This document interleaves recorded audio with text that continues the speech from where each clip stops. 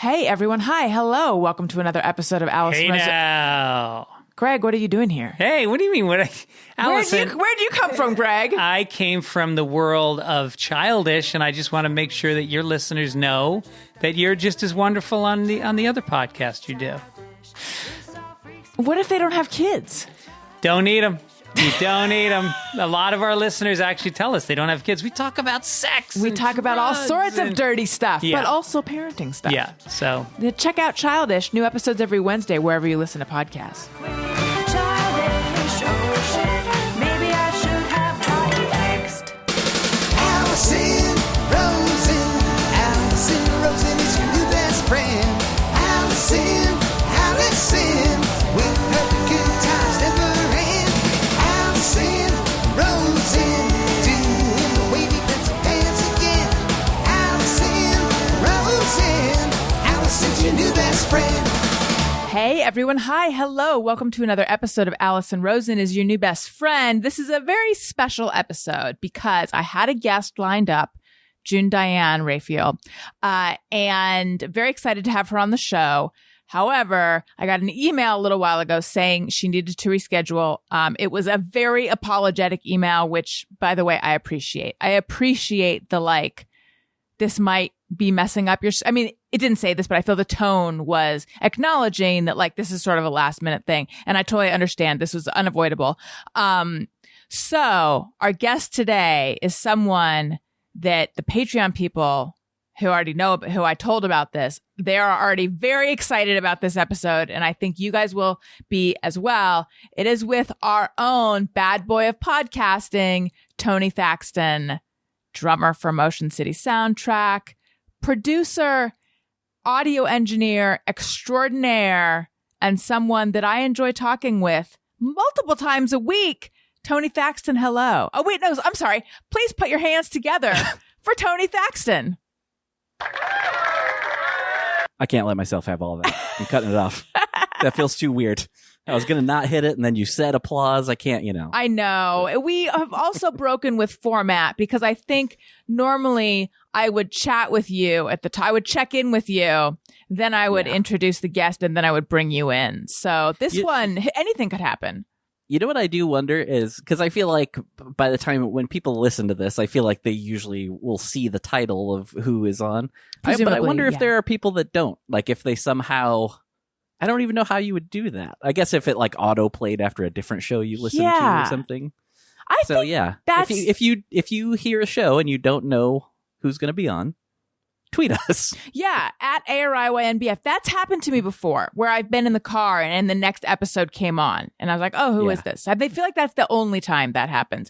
Yeah. I also want to call something out, Tony. Get ready to have your ass roasted. Oh, boy, I'm glad to be here for this. It's already an ass-roastingly warm day in Los Angeles, by the way. So I don't even know if it could get more roasty, toasty. But anyway... You've broken our streak because the last 2 weeks, our guest danced in such a beautiful, wonderful... They danced like no one was looking, even though we were looking. Leanne Kreischer and John Ross Bowie. Oh my God, the dance moves, the joy, the way their body just reverberated with the joie de vivre of being alive. And you didn't... And you called yourself out last week for the way that you pretend to be busy so you don't have to dance. And I was like, are you going to do it again? And boy, did you. You looked around. And now that how long can I talk without taking a break? We'll find out. Now that you have made me aware of it, I'm like, oh yeah, what presumably are you checking above the computer, to the right of the computer, to the left of the computer? And then... turns out you had to take a sip of something very deliberately. I'm on to you. I got to stay hydrated, I mean, you do have to. Yes. In all honesty, part of it, I was adjusting my volume for part of that. That's fair. Because the music started, I was like, oh, it's a little loud. I'm going to turn that down. So every now and then little things like that happen. But yeah, also just not a big dancer. I provide the beats, not dance to them. I understand. it's sort of like how I don't like karaoke, and I claim it's because I've played in a band, but it's really more like because I just don't like fun. I'm not fun. Yeah, see, we differ there. I can enjoy some karaoke sometimes. What's your song? About this? I haven't done it in a very long time, but I used to always go. My go-to was Sledgehammer for a while. Ooh, that's a really good one. Yeah, I put on Total Eclipse of the Heart, the video for my kids. I don't know why.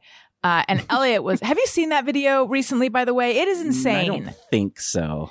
I mean, most of those videos from that time are wonderfully insane. Yeah, it is like if the cover of a romance novel came to life. Although I can't remember if there's a love interest, but I'm forgetting now. But I just feel like there's like fabric blowing in the breeze and like a lot of candles. And it is just insane. But Elliot was super into it. He's got he likes stuff like that. I got very into this for a little while, and then the novelty of it wore off quickly because I learned quickly there was just kind of a playlist that just repeats itself. But are you aware of Pluto TV? I've heard of it, but no. It's really weird, but it's pretty cool actually, because it's a free app like that's on. I have it on my PlayStation. I think it's usually on Apple TV and stuff. It's totally free, and it's like having weird cable basically, because there's a bunch of different channels on it. Like there's an entire Three's Company channel. There's a Love Boat channel. Is it all old stuff? I don't think everything is old, but most of it is, I think. But there are these Vivo channels. There's Vivo 70s, Vivo 80s, Vivo 90s.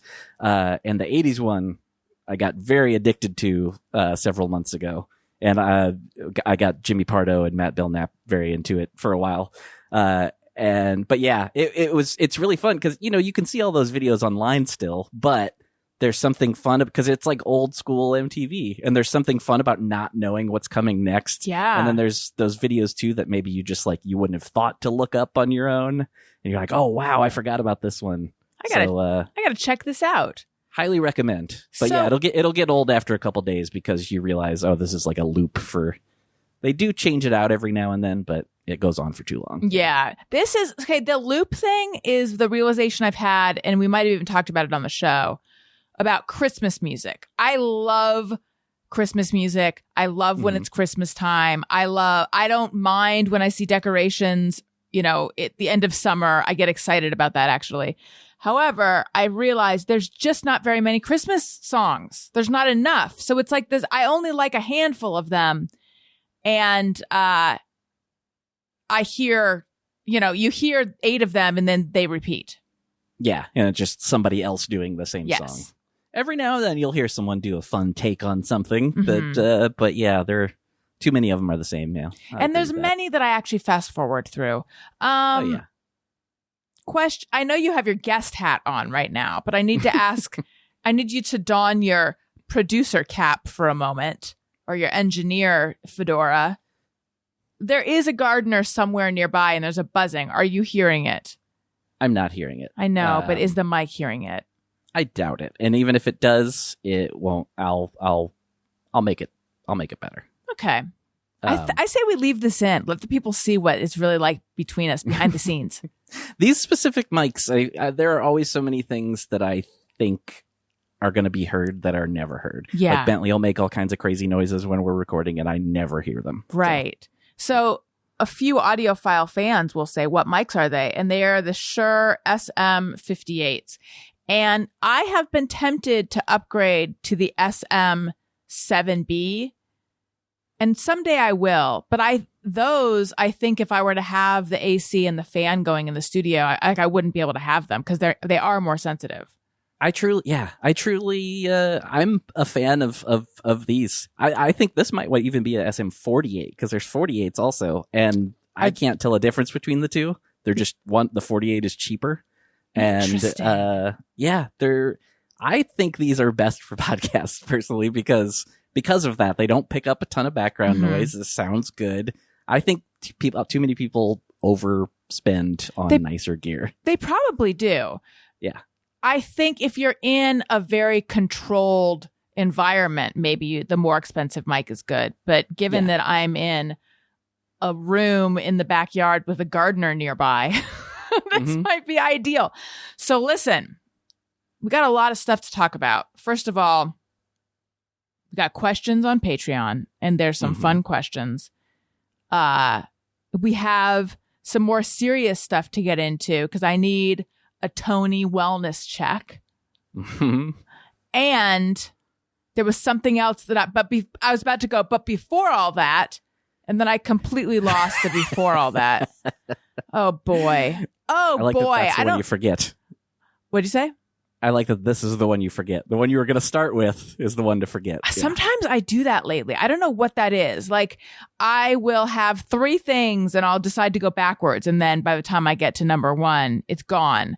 Did you already know that you had forgotten it when you started the sentence and you were just hoping you'd start the sentence and it would come to you by the end? Or did you forget mid-sentence? I was in your and the listener's place in that I was surprised that I forgot it. Yeah, I have remembered it now, and I'm going to jot it down because I'm even going to put something in front of it. Okay, here we go. I'm writing it down. So anyway, I just wanted to share a fun little back and forth. So I'm on Patreon. Oh, sorry. This is so different. I mean, what are you on? I'm on Patreon. Patreon.com. I had the board tucked away. Sorry. Patreon.com/Allison Rosen. Just put up a new episode of The Friend Zone, which is the name of the bonus podcast, the bonus weekly podcast that you get. So you get Friend Zone, you get Zoom parties, you get a level where you can text me and I will text you back. You get the Thursday show videos. You get a new thing I'm doing called the backstory, which is where I go into the backstory of how I booked each guest and like my feelings throughout the interview and after and stuff like that. But 2 things about that. Again, I've already forgotten one of them. So I had told the people that I text with that I was excited that June Diane Raphael was coming on the show today, but it was going to be, she had a hard out. So I was going to have to like keep it tight. And then one of the listeners wrote back that I would have to really keep the chatting with Tone Zone about flies and bugs to a minimum. And I was thinking, no shit, I might just record that after even. But then when I let them know that she has to reschedule and it's just going to be Tony, she's like, now even more. Now you can just, talk with him about flies the whole time.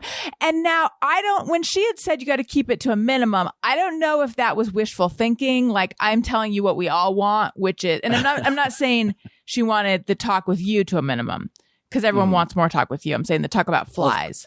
Oh, of course. Yeah. We've got an upgrade now on today's episode, right? This is, yes. That came out wrong. Everyone wants more Tony talk. No, I think everyone wants less fly talk. Right. I mean, I think, yeah. It's not up to me. I'm merely a vessel for the status of insects in my home.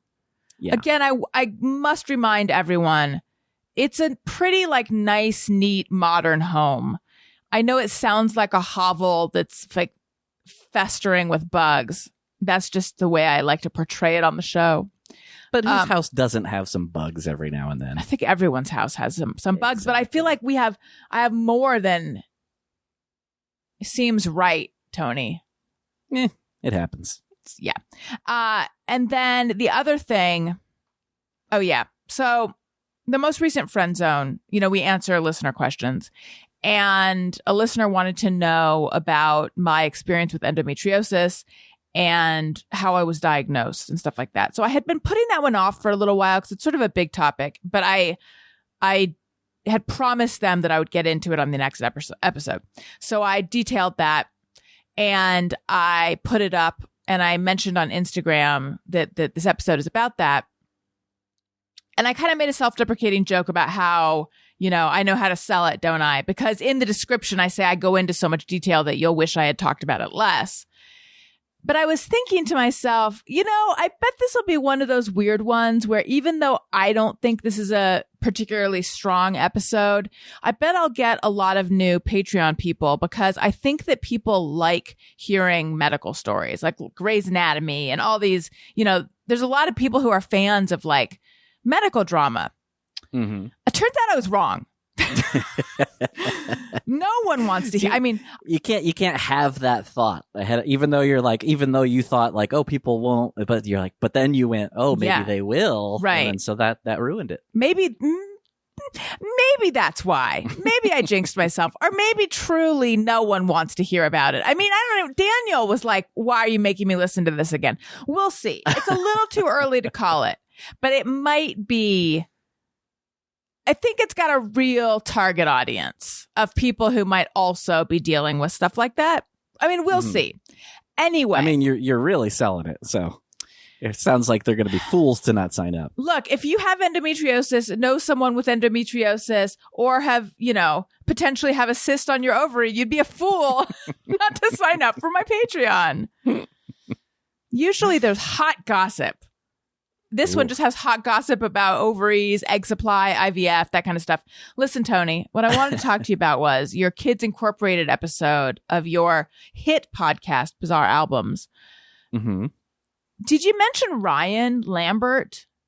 I don't think you did. And I had a young girlhood brief crush on him. I think I once even saw him at Knott's Berry Farm. And I just want to know why. Why no Ryan Lambert talk? Well, first of all, I don't remember him, but that's not why. He's the hot guy, the hunk. Oh, the hunk. I should have been all over it. Yeah.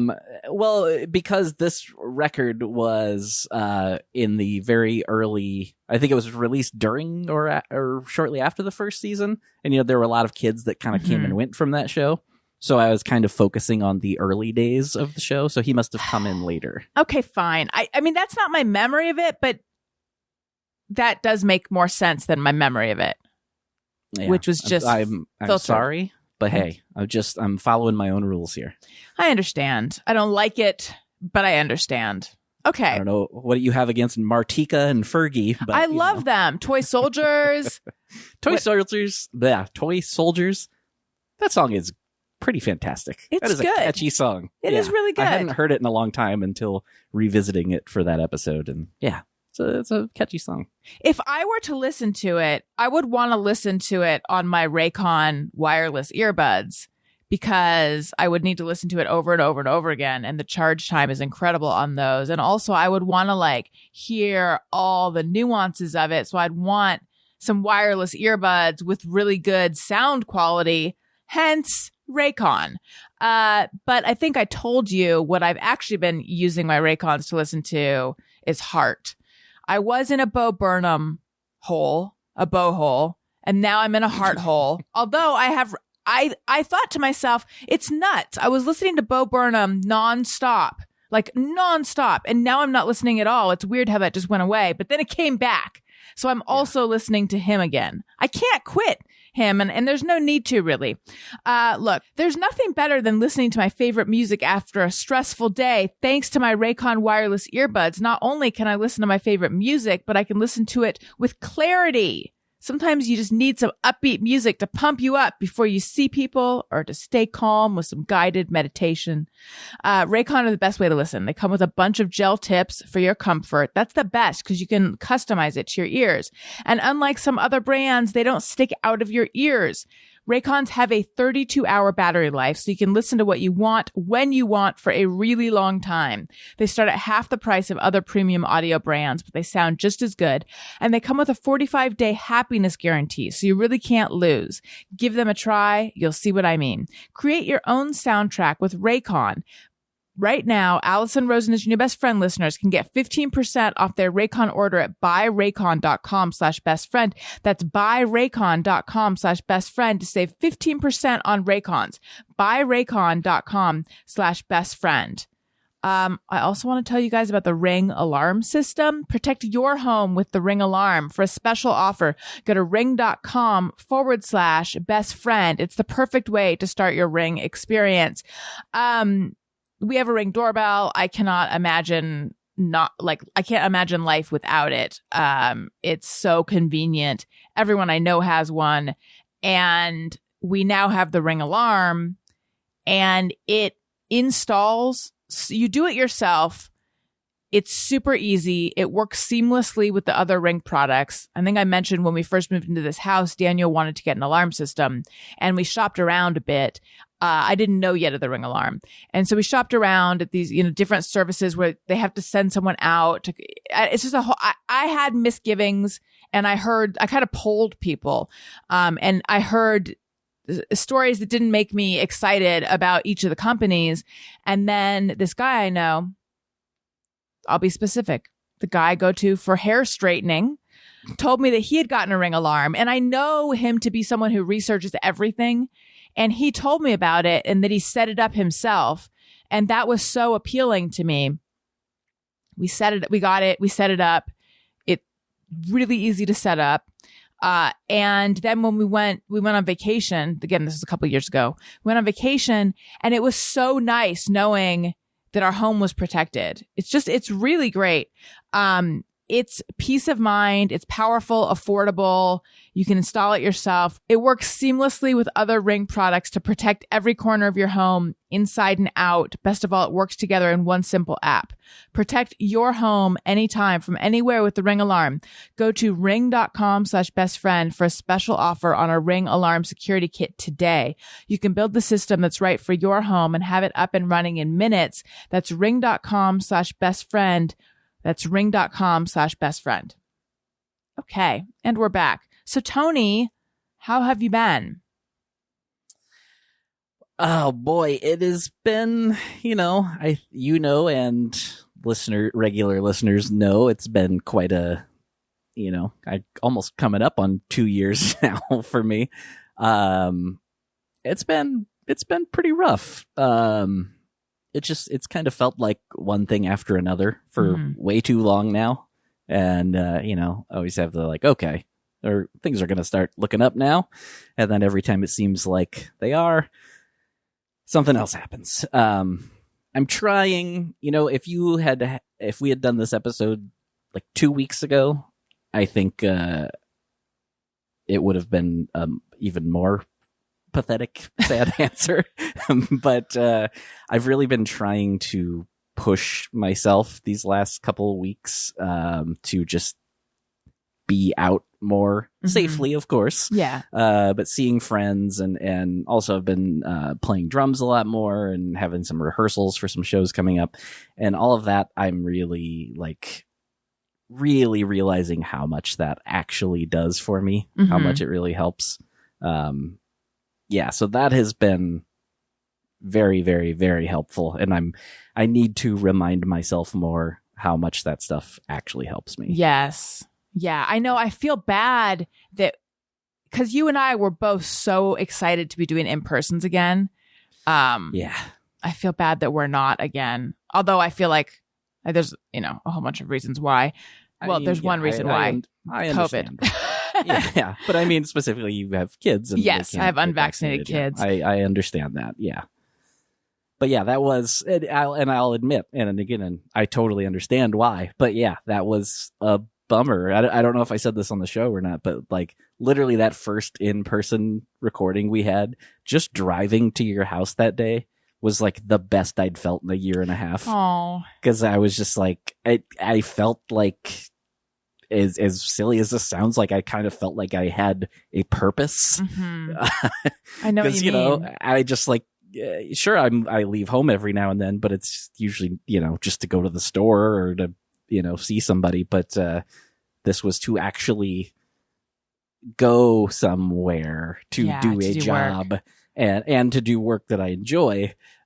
So I've truly missed the in-person stuff so much. And I get really, I know this is also a silly sentence to say, but I get really, I've been experiencing a lot of pandemic anger toward the pandemic, because even though, so a few months before the pandemic is when my divorce started.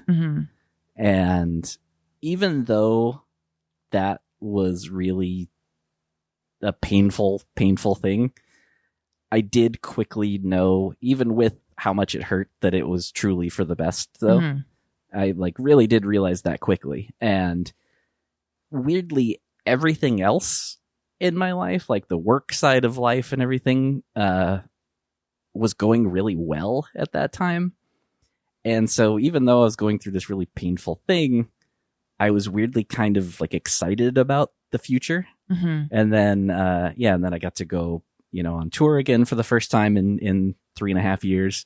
And that went like beyond anybody's expectations. And then I came home, and like a month later, the world shut down, and because I really felt like I had momentum, and it just feels like all of that momentum just got kicked in the nuts, and it's gone.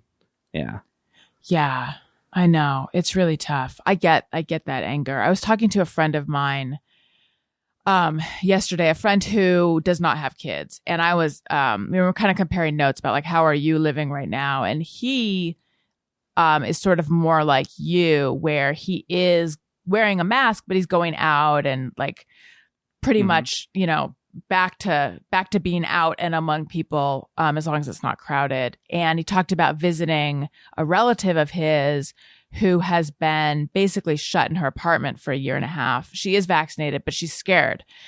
And just the mental health toll that takes.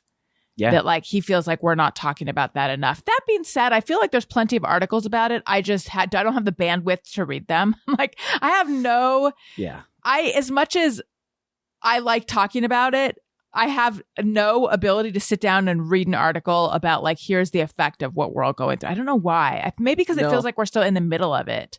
I'm kind of with you there. And that's been one of the other kind of changes, I think, in these last 2 weeks that I've made, is I'm honestly really not even paying attention to the news all that much. I mean, a little here and there. And I don't know. I'm just sort of taking the attitude of, if I really need to know something, I'm going to find out. Yes. This is maybe true. That's stupid, but that's how I feel, and I truly believe that. And just I don't know, if I start going down those wormholes, it doesn't do me any good. Yeah, so no, I get it. Avoid it.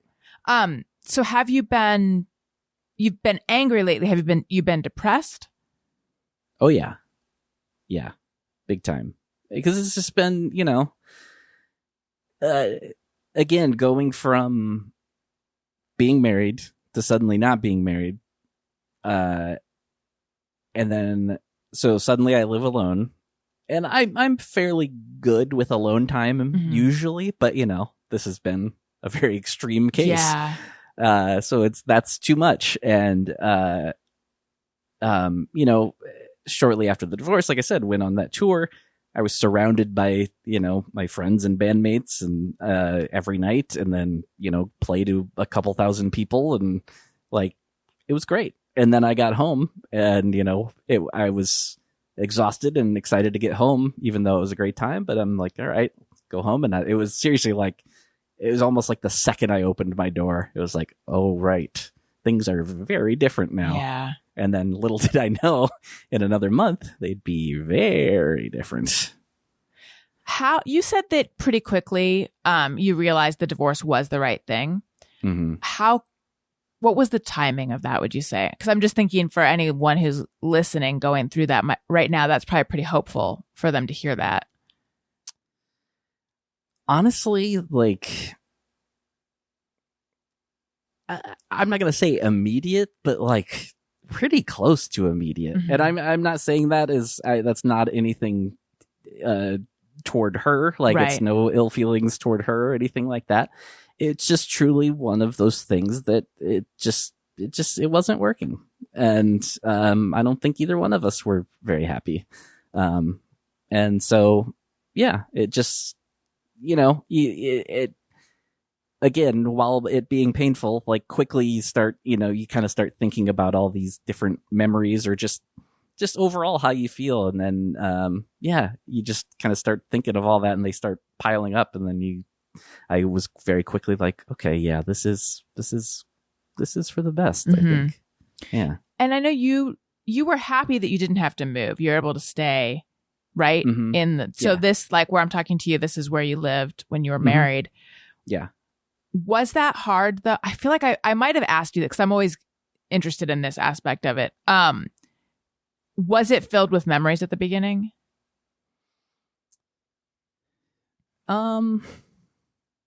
I mean, some here and there, but like, I have thought about that, like, especially like when things were getting like extra depressing. I was like, should I have stayed here? Like, should I have like just gotten like a completely fresh start?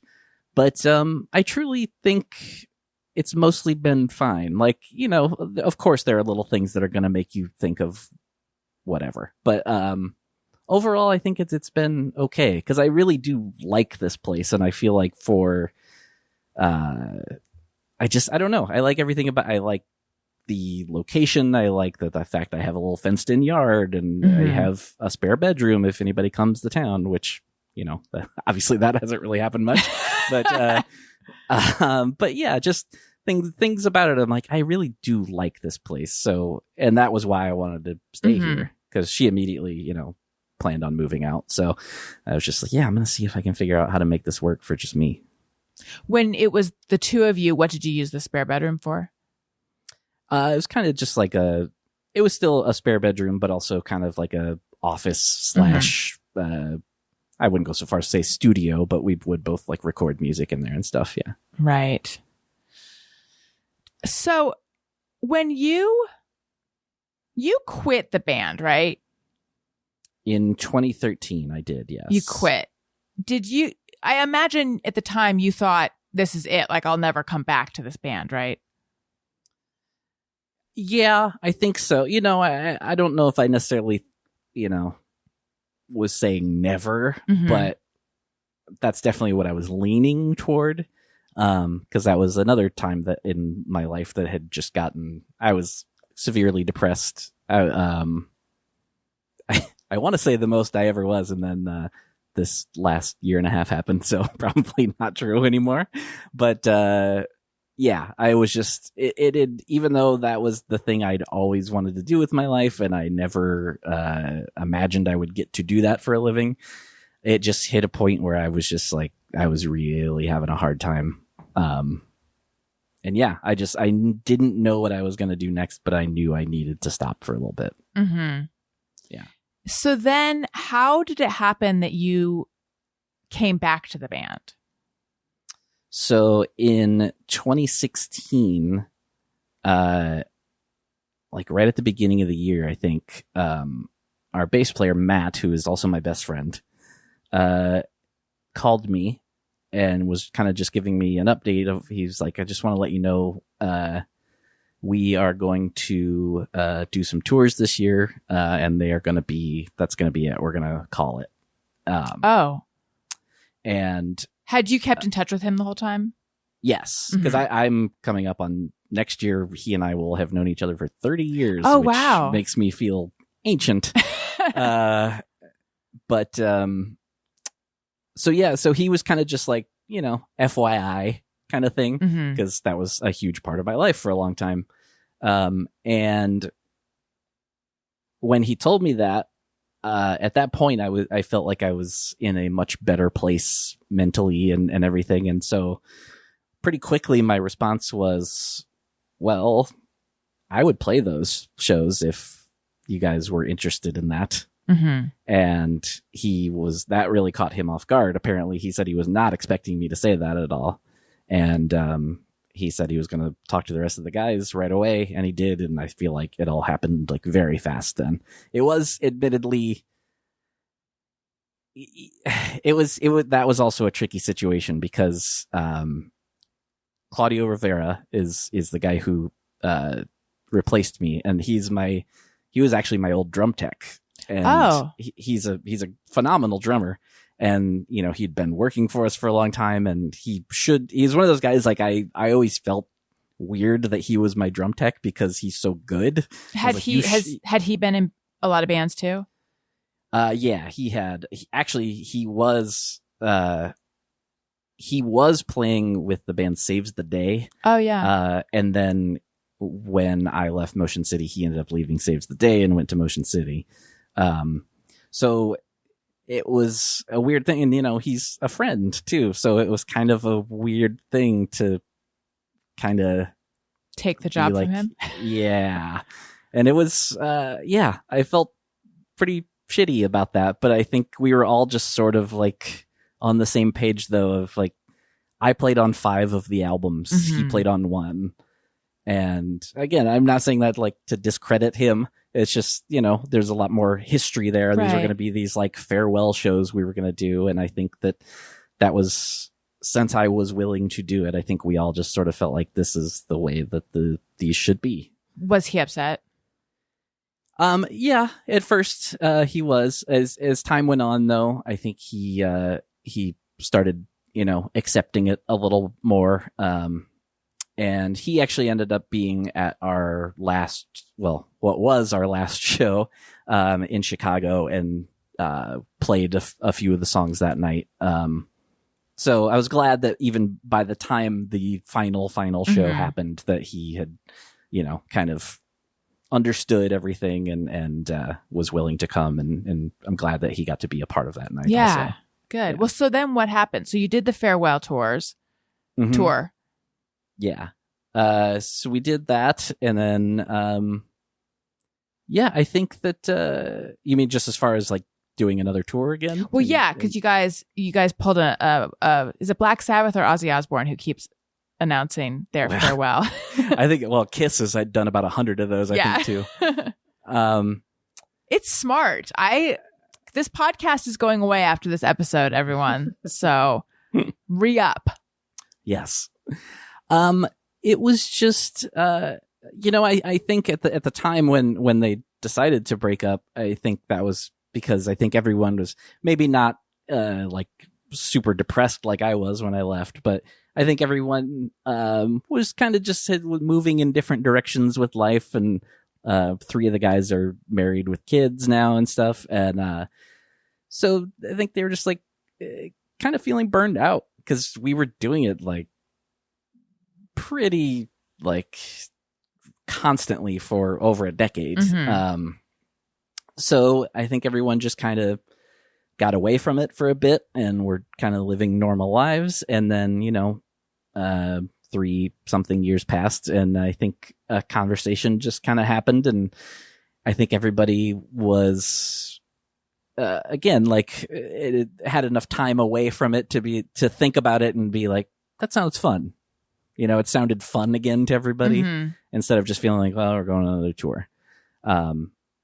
And what really helped, I think, too, was having the attitude of, we're going to do this tour and then that's it. And, we'll probably do some other stuff here and there, but it's not going to be like, we're going to go on this tour, come home for a week and then go right back out again, and then go home for a week, come right back out. That's how it used to be. And nobody wants to do that anymore. So just this like, kind of like, we'll just kind of sometimes and see what happens kind of mentality now. And are you guys writing new music? No, we have not done that. I don't know. It's I'm not going to say it's not going to happen, but I'm also not going to say it is going to happen.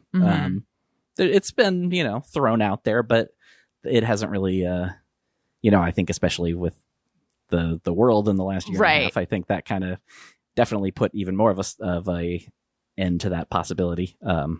So yeah, I don't know. I don't know. So we missed you on a recent episode where Jeff filled in. Do you want to talk about what happened? Yeah.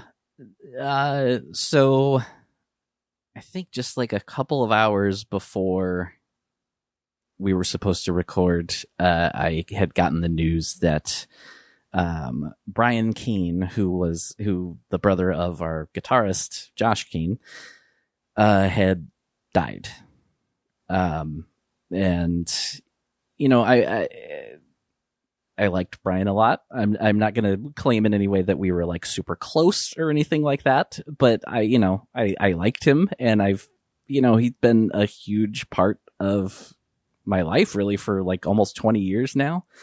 Because I've spent so much time in Minneapolis, where he lived, and he was, always around. It would be at all of our shows and would always help us out a lot. If we just needed somebody to help with something, like I feel like there were times he like drove our van like across the country or something for us. And, He actually is the person that came up with our band name. He came up with the name of our first album. We shot our first video at his house. And so like a pretty big part of the history of the band, even, you know, aside from just being Josh's brother. Because I mean, we all know all of each other's families and siblings. And so, you know, it was obviously awful. And I feel so terribly for the whole family. And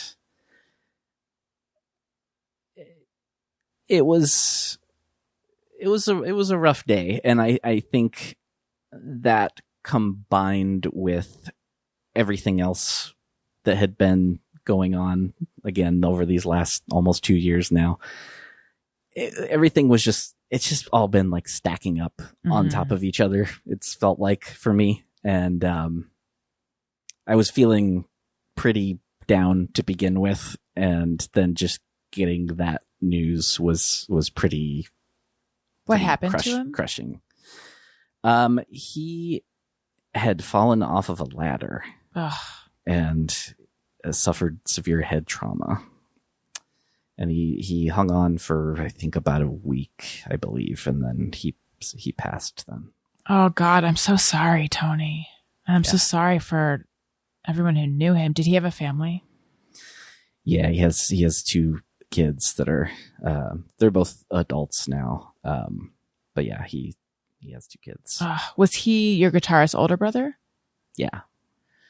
And so he's understandably very crushed. Yeah. He really looked up to him a lot and kind of feels like he's the person who kind of like got him super into music. And I think he even said he bought him his first guitar and stuff like that. So awful. It's crazy right now. I think when we all come out of this, which hopefully we will, it's like we will look back and there has been so many losses that there hasn't really been time to like grieve each one. Like so many, I know that, you know, it wasn't COVID in this situation, but every day you hear of more and more people who are dying of COVID. And everyone now has a story of someone who was close to them who died. And it's just, but each life is like someone who affected a whole bunch of people, who was loved, who needs to be grieved. And it's sort of like a war where like there's not time to process, to deal with it. You know, it's just a fact of that moment in history, and it's awful. Yeah. I've lost 4 people in this last year and a half.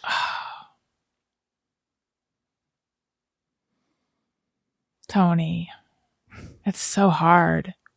Yeah.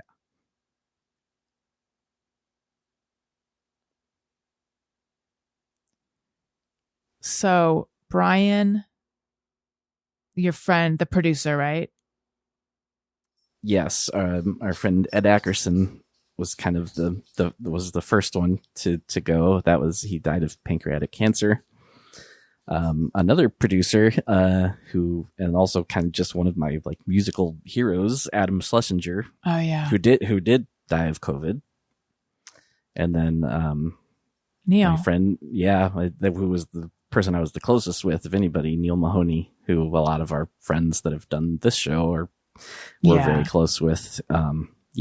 That was and still is, the hardest one, to cope with.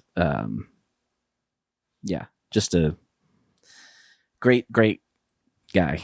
Yeah. And, it was neat to see how many people knew Neil from, I mean, Instagram was just nonstop Neil and people sharing their tributes of him. We have Patreon questions, but I do want to ask, so you said that Brian had come up with the name Motion City Soundtrack. What's the story behind the name? Yeah.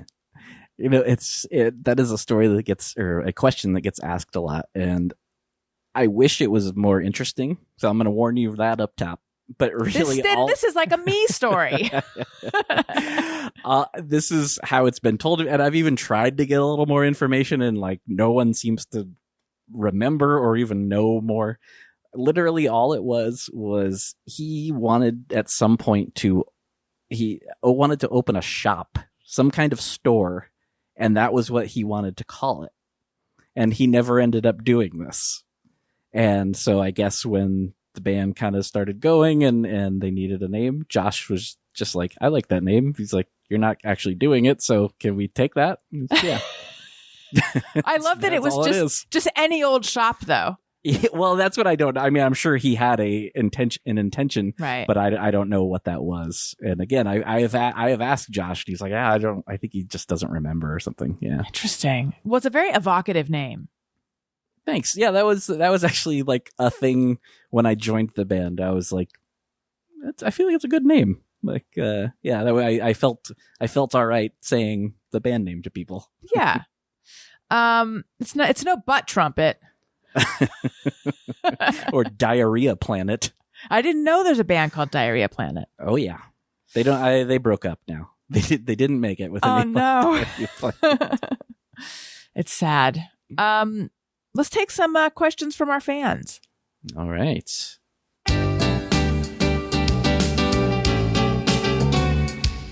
When we ask, they send them in. They're wondering how you have been. So thanks so much for answering these questions from our fans. All right. Dan Stark says, do you even own a robe? I feel we've covered We've been over this. Hence Tony No Robe. Okay, Tammy H says, I was reading the book Electric Arches by Eve Ewing, and she mentions your band Motion City Soundtrack in one of her poems. Are you aware of being a muse? Thank you for all the fun and support you provide for Allison's podcast. Not in this circumstance. I'm not. This is news to me. I have not heard this. Yeah, that's news. I did know there have been a few times we had been mentioned before.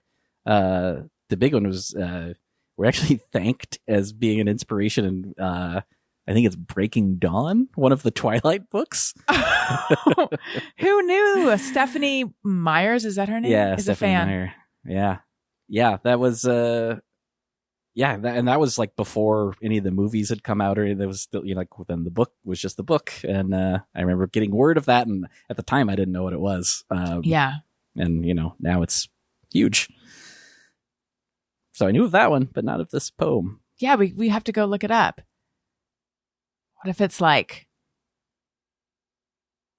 Oh, I was trying to come up with some... I can't do it off the top of my head. I'm trying to come up with some like dumb poem that's like shitting on your band or something, but I can't do it in rhyme. Okay. I'm sure it sounds as if it's definitely not that. Okay. Amy Freehill says, curious to know, how did Tony and Jackie know each other before the podcast? I seem to remember they were friends before joining ARI YNBF. Yes. Well, technically I know Jackie through her ex-husband. He was actually, which is also how I know Betsy. Oh. So yeah, they're in the same, her ex-husband and Betsy were in the same improv group, and I had done the show a few times, like telling stories, and then they would do improv based on the stories. Was that Bangarang? Yes. Okay.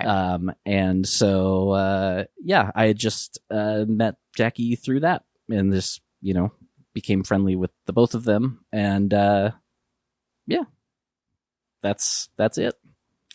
I started following him. So when I first met Jackie and had her on the show, they were still together, and they were talking about how like a game they have is determining what things are chooches. Did you ever hear them do this?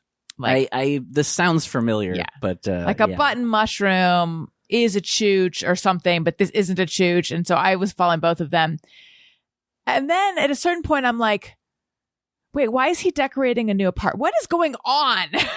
I had the same thoughts. Yeah. Because I think that was like maybe like 6 months before my divorce, I think. Mm-hmm. But I can remember my ex-wife and I talking, like we were like similar kind of thing where we would like see things on Instagram. We're like, have you noticed like they're like never with each other and just things. And yeah, so we didn't have any idea for quite a while. Right. Okay. Christina Duty says, also, how is he doing mental health wise? I really appreciated his openness as someone who gets and experiences the struggle. Listen to the previous half an hour. Rewind 30 minutes or something. Yeah, I was trying to think if there's anything really I can add to that, but not great, but really trying to push myself to work on that. Do you feel like therapy is helping you? I know that I don't know if it was a Patreon episode or did I do a Monday show with you a while ago? Mm-hmm. Yeah. I don't know if it was on that. Shortly after I became officially right. a producer, yeah. But I think you talked about feeling at one point like therapy wasn't helping you that much, right? I think for a long time I wasn't sure. Mm-hmm. Like I was going a lot, and I know everybody like says how great it is, but I was going and I was like, am I getting anything out of this? I don't know. And I liked the therapist that I had, and then there was a point when she had like changed her prices or something, and then I was like, and I wasn't doing great financially at that moment. I was like, okay, I have to stop coming to this. Fast forward, I then ended up getting a new therapist with the insurance I had, and had a few sessions with her, and very quickly realized I did not like this woman. Mm-hmm. She meant well. It wasn't I didn't like her, but it just wasn't the right fit. Yes. And then I wasn't sure what to do next. And then that was kind of when the divorce started. And shortly before the divorce, we had started doing couples counseling. And I actually really liked the woman that we were doing that with. And when we were kind of done with that, she had said if either one of us wanted to see her individually, that we could do that. And so I said I would. And I don't think I did initially. I think when I got home from tour and then everything went to hell again, then I reached out to her, and I've been seeing her for a while now. And she is the first person that I've been doing therapy with that I have really felt like I truly am like getting something out of. Oh, good. And like had, you hear people, I don't know if I'm going to go so far as to say breakthroughs, but you hear people talk about those things, but I've definitely had several moments in the last year and a half or something of like, oh yeah, okay. I never thought about that or never realized that. So, oh, that's great. Yeah, it's been good. What do you think is the difference between her and the others? Or is it more about where you are? That's a good question. I think some of it probably is where I'm at. Mm-hmm. But yeah, I don't know. There's something very, this might be a weird answer, but like there's almost just, she just comes across very caring. And I don't she's think that's almost like weird. Well, that's I think like a good thing to have in a therapist. Well, the part of that I think was going to sound sort of weird is I was going to say that she almost has this like nurturing quality. That's ideal. Yeah. I mean, for someone who is open to that, like I always gravitate toward therapists who have that quality. Yeah. I hadn't really thought about that, but I guess, that's, I don't know. I like her. She's good. She sounds great. Incidentally, when I was watching Sopranos, I felt myself disliking Melfi at a lot of points. Yeah. And I couldn't, is that common? I don't know, but I think I felt that way when I watched it. But I couldn't figure out why, because I'm like, there's nothing she's doing that's wrong. So why am I, it felt like an unfair reaction. Yeah. But I don't know sometimes, why. I think, unfortunately, it's one of those things we all have sometimes where like someone just, you don't know why. Yeah. Yeah. You're just like, I'm just this person. I don't know. Yeah. It was really weird because I'm like, she ostensibly is the voice of reason. Right. The sensible one in all this. And yet I I don't know. She rubbed me the wrong way in certain spots. And I felt weird about it. Okay. Ray Morgan says, what did you think of Ron Wood, R.I.P.? First of all, I think he means Charlie Watts. Maybe. Yeah. Wait, who's Ron Wood? Ron Wood is also in the Rolling Stones, but he's a guitar player. Okay. Yeah, I think he must mean Charlie Watts since he just died. Yes. The timing of that was crazy because a friend of mine sent me a link to a trailer to this new documentary on Netflix that's about drummers. Mm-hmm. And in the trailer, they like focus on Charlie Watts. And like 1 minute later, I saw the news that he died. So that was kind of crazy. That is weird. But I understand his place in history. To be totally honest, I'm not a big Rolling Stones guy, so I don't really have super strong feelings about it. I know it's not an exciting answer, but it's just the truth. I'm just being real. I like it. You're keeping it 100. Yeah, and obviously it's sad to hear of anybody dying. That's a bummer. Mm-hmm. But on a personal level, yeah, you're not gutted. Who are your favorite drummers? I have a few. I weirdly don't. If we're as into music and for as long as I've played it, I don't nerd out on like a lot of specific things. Like some of it I do. Mm-hmm. But bizarre albums. Right. but like histories of certain bands and all that. But like, as far as like getting like super into like specific drummers or like getting really into like gear and stuff, I just don't really do that much. But like if I'm forced to pick some drummers, it's usually this, again, not a very exciting answer because the common person doesn't know who this guy is. But there's a drummer named Damon Atkinson, that's the drummer of this band Braid, who's probably my favorite drummer. Mm-hmm. Probably the person I've ripped off the most, intentionally or unintentionally. Maybe I should have said that the opposite way. And I do like Dave Grohl a lot. I feel like I don't know. That's the thing I don't understand. I feel like people love to like shit on him suddenly. Oh, really? Is there a backlash that I'm unaware of? Kind of. I think it's just like people like sick of him or something, or just think they're too cool or something. But like, he's a super talented guy and like just seems like the nicest, coolest guy. I did meet him once, in like 1998, and he couldn't have been nicer. It was not that big of an interaction, but it left an impression of like, wow, what a cool, nice guy. And then everything I've ever seen since then, like everything kind of proves that. I have a Dave Grohl story. So I went to, and I had forgotten about, but I just remembered. I went to the VMAs in 1998 to cover it as a stringer for Rolling Stone. And at the red carpet, and this is where Rose McGowan wore the buttless, like just the string butt outfit. Right.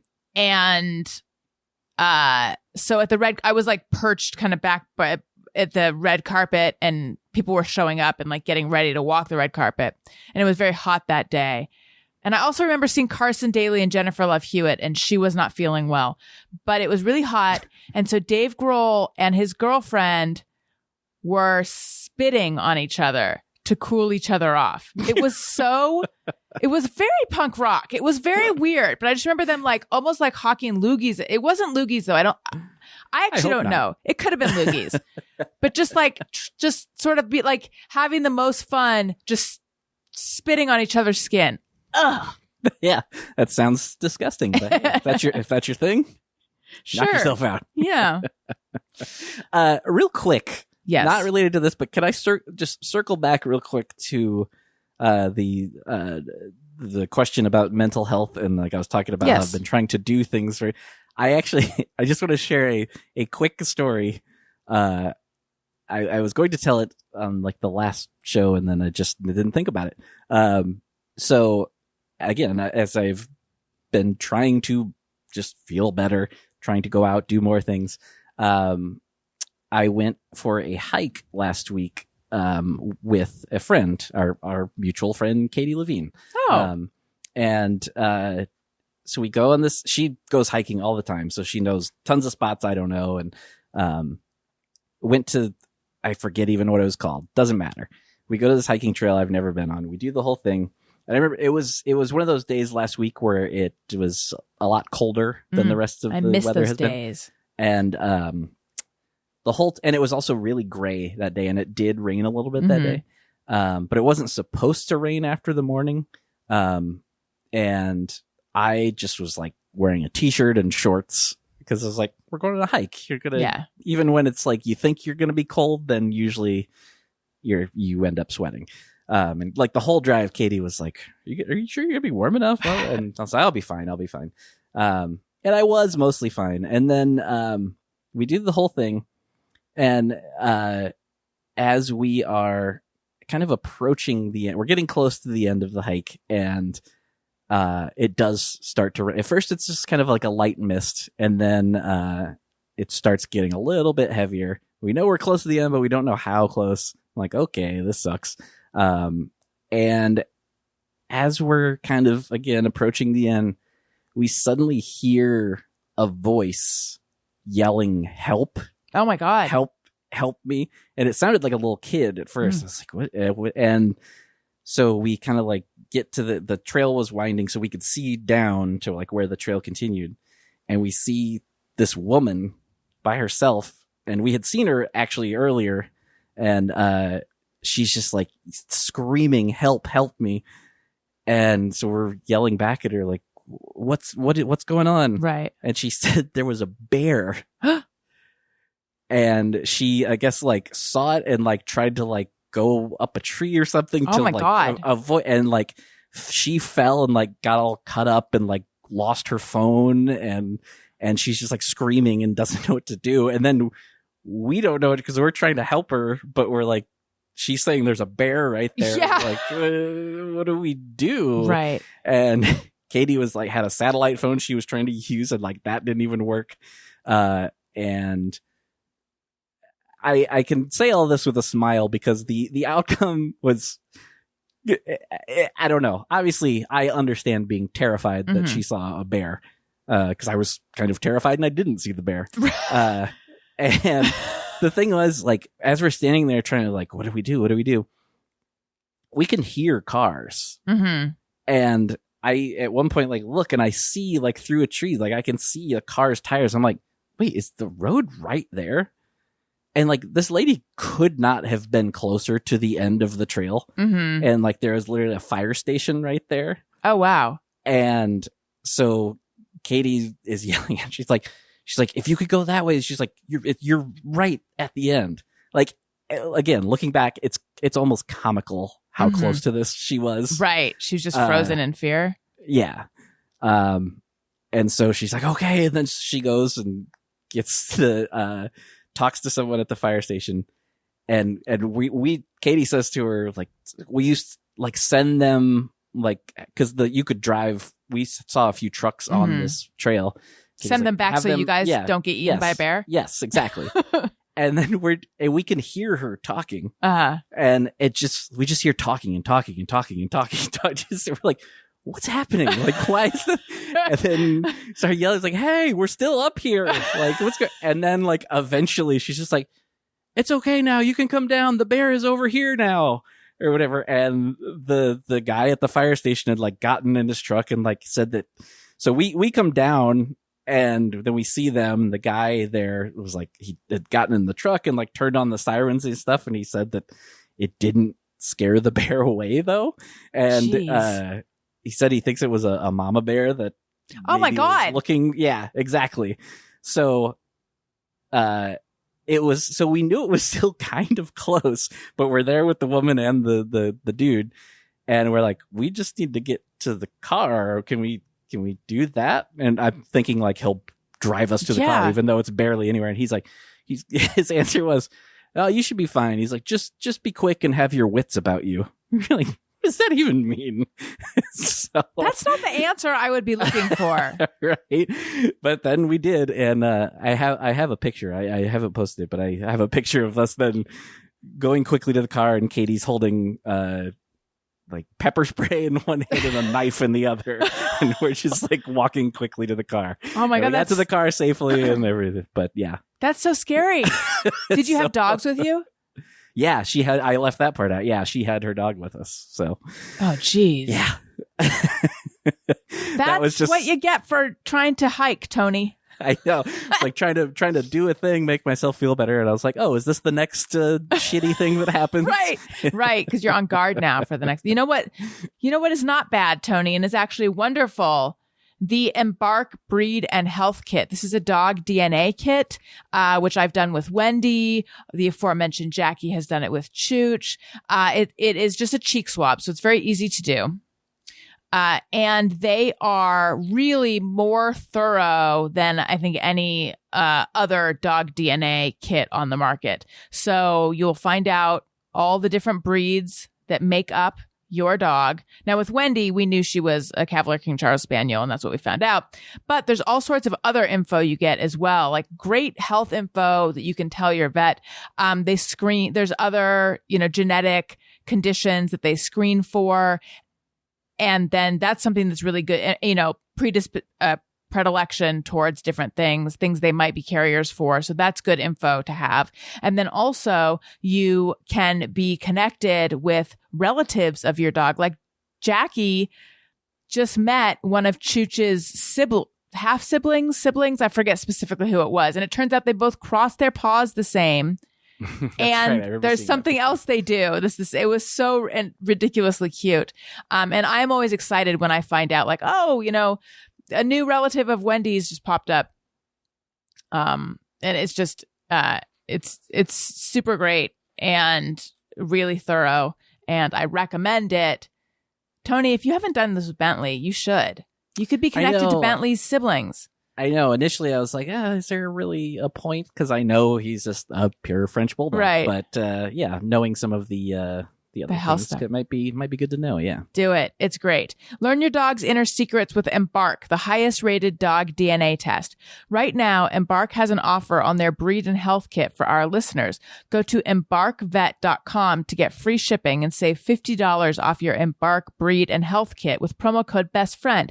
Visit embarkvet.com and use promo code BESTFRIEND to save $50 today. Okay, let's get back to these questions. Here's one that might be hard. Brianne Andrade. Hi, Tony. Tell us a behind-the-scenes story, any story with Allison. Behind the scenes with you. Yeah, a behind-the-scenes story that about didn't me. go the way I thought it was gonna.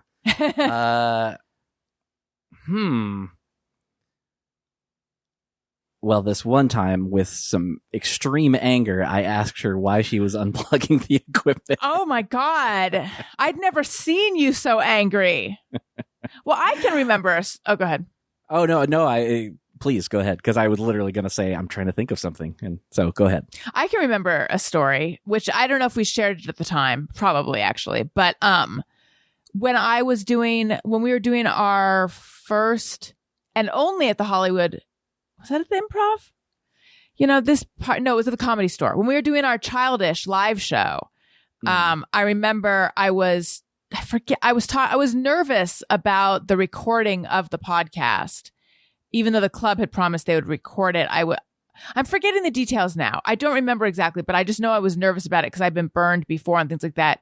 And you were like, and you were not our producer, but you were like, do you want me to come? And I'm like, oh my God, would you? And it was so nice. You just went over and you helped us out, and you were there to make sure everything recorded well. And I just felt really like we were in good hands. Thank you. That's nice of you to say. Yeah, I was. That was in that moment of like, felt like momentum was good, and I was like out constantly recording things. I was like, yeah, sure, I'll come do that. And yeah, if it happened now, no chance I would do it. No, I'm just kidding. No, I was happy to do it. Angela D says, is he open to a new relationship? Is Bentley a good wingman? I would assume ladies can't resist that chunky boy Bentley. Yeah, it's been a weird time because I was for a bit. I know I talked a little bit on the show before. Was seeing someone during lockdown, and that was going really well. And then it suddenly just ended, and I was a little and still kind of am confused, but we have been able to remain friends. And that's good because I feel like, I don't know, while the relationship ended, I feel like in a way, like, I feel like this is like one of those people that stay friends for a long time because like we went through some shit together. Yeah. Meeting during this time and all that.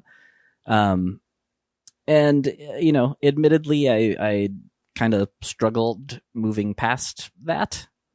And I tried dating a little bit since then. And it's just, first of all, I don't know what the hell I'm doing. Like I've kind of never really dated until now. So it's a very new thing to me and it feels very overwhelming sometimes. And also for a while I was like, I don't know if mentally I'm in the best place to even attempt this, even though that sounds nice. And that could be obviously a good thing in the bigger picture, but like, I don't know. I was like, I don't know if this would be fair to someone else right now to deal with this. But yeah, I'm working on things and, I'm definitely open to it, but, trying to figure that out. Do you think staying friends with her is making it hard or made it harder to get over the relationship? Probably. Yeah. I think for a while at least. It was kind of tricky, I think, but I think I'm getting to be in a much better place with that now, and I don't know, just sort of like accepting it a little bit better, I think, than I was initially. Good. Yeah. I think any disappointment experienced during this pandemic is magnified because there's like a lack of stimulation. There's a lack of things going on, and like our lives are not full in the way that they were during normal times. So everything feels bigger. Yeah, absolutely. And then that, and then combined with like we really did, like we were different in a lot of ways, but we got along great and like literally never even had an argument. So like I was very confusing to me, but can't make someone feel a certain way. I hate that. I hate that you can't. I know.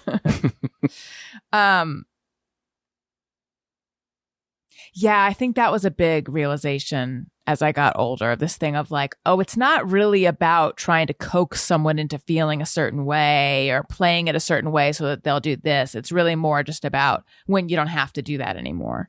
And that feels really, it is really capricious. Okay.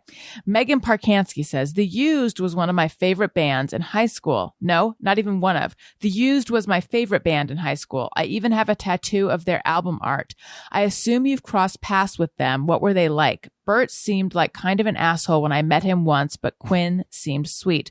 Also, my girlfriend says she went to Warped Tour to see Motion City Soundtrack in LA circa 2006 to 2008, supposedly in the LA Galaxy's parking lot. No question there. Just wanted to tell you it was, quote, the best day of her young life. And she was bawling and, quote, got heat stroke for you. I live a block away from the Federal. See you on the 2nd. Oh, nice. Well, that's very nice. But that's a good kind of a good band to bring up because I do have two quick kind of funny stories. I honestly never really interacted with anybody from The Used. I think like definitely met at some point, but just kind of like quickly and in passing. So I can't really speak much to that. But it was either the first summer or the second summer that we ever did any Warped Tour dates. We were on one of the very small side stages, and, playing to a handful of people. Like, I think we were like the first band on that day too. And one of the people that was watching us, like definitely like stood out and was just kind of like dancing and kind of going crazy while we were playing. And, come to find out, he then I think came and talked to our singer afterwards, and it turned out it was Bert from The Used. Oh. And at the time, none of us had heard of them either. And like fast forward like 6 months or a year, and they were pretty big. So yeah, that was my introduction to the used, was him freaking out to us playing.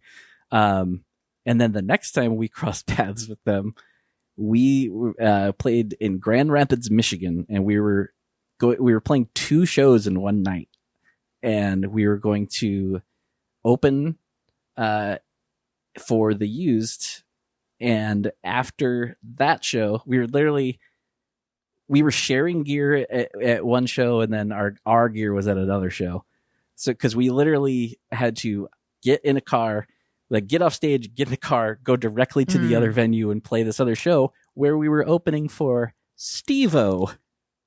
Yes, Steve-O from Jackass. Yes. Wow. And on the way, you said Steve-O, I was like, is there a band called, it took me a second, like there's a band called Steve-O. Yes, because it makes no sense that we opened for right, Steve-O. Oh, yeah. And on the way to I think it was 2 separate cars we were riding in. I forget who was driving one, but I think it was our van, and then our manager was also in one of the cars. And our van blew out a tire in that drive from one venue to the other. And we're like, oh my God, we're not going to make it to this other show. Yeah. And then just like some random nice middle-aged man pulled over and like tried to help us. And we were telling him what was going on. And he's like, I'll get you over there. Come on. And he like gave us a ride to that's so nice. So we could go open for Steve-O. So Steve-O was doing what? Stand-up? No, I don't really know what you would call this. A one-man show? Yeah, and just doing a lot of gross stunts and stuff. Okay. Like, I feel like at one point he got somebody from the audience to come up and kick him in the balls. And things like that. Yeah. You know, real highbrow. Yeah. Did you ever see those movies? I love those movies, honestly. But it's a little hit or miss for me though at times. I don't like the super gross stuff. Mm-hmm. But I just rewatched Jackass 2 like a couple of nights ago, actually. And I was giggling like an idiot. Yeah. I never saw them. But I had heard sort of counterintuitively like, oh, they're actually pretty good.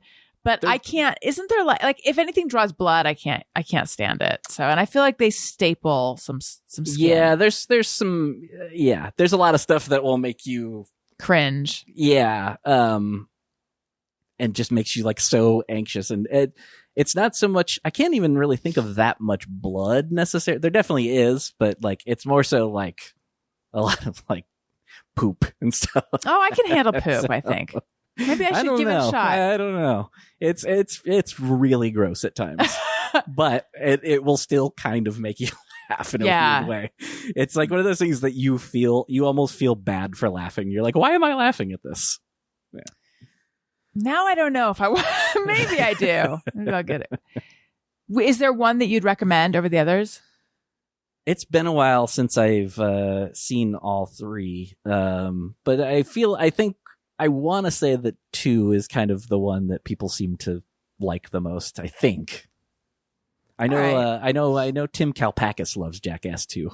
I do think he's the funniest in the whole world. So yeah, Tony, thank you so much for letting me interview you. Yeah, thanks for having me. Suck it, June Diane. No, not really. I mean, it really. I know that you were committed to being here at this time anyway, but you did totally save my butt. So thank you. No problem. Anytime. Listen, guys, if you like what you're hearing, please make sure you're subscribed or following in whatever app you listen in, and leave us a nice comment on Apple Podcasts. I looked and there's a whole flurry of new nice comments. So thank you to everyone. We'll be doing iTunes comments of the week soon. But make sure you get yours in there. Leave us a nice comment. Click 5 stars. Again, I'm on Patreon, patreon.com/AllisonRose. And if you sign up for an annual subscription, you get 2 months free. So 12 months for the price of 10. Also, I'm on Cameo. Have a book out. Tony, what about you? I'm on Twitter and Instagram at Tony Thaxton. And my podcast, Bizarre Albums, every Tuesday. And yes, this Thursday, if you're in the LA area, it was mentioned a minute ago, September 2nd, at the Federal in North Hollywood, playing with Don't Stop or We'll Die, and the opening band Townland, which is Matt Gorley's band, and also the Sloppy Boys are on that show as well. So guaranteed fun times. I'm very excited to play a real show. I guess I did a few weeks ago, but this one, I think tickets have already sold quite well for this and stuff. So yeah, I'm very excited to play to an audience. Nice. And the Don't Stop guys are coming back on the Thursday show pretty soon. Yes. Yeah, we just confirmed that a little bit ago. That's right. Yes. Exciting. Yes. Awesome. Thank you so much, Tony. My pleasure. Thank you. And listeners, thank you for listening. I love you. You matter. Goodbye. Hey, do you know about the Allison Rosen show?